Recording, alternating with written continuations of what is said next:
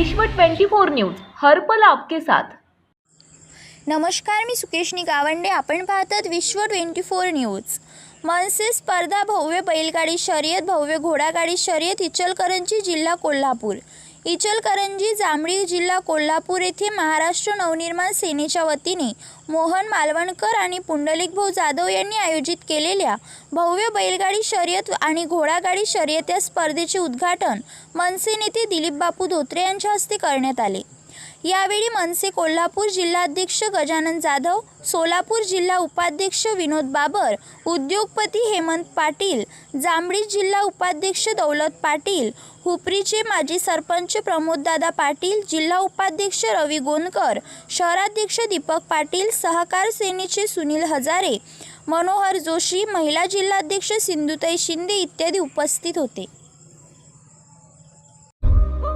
राज्यातील महत्त्वाच्या आणि आपल्या भागातील ताज्या बातम्या पाहण्यासाठी आजच आमच्या विश्व 24 न्यूज चॅनलला यूट्यूबवर सबस्क्राइब करा आणि बेल आयकॉन प्रेस करा।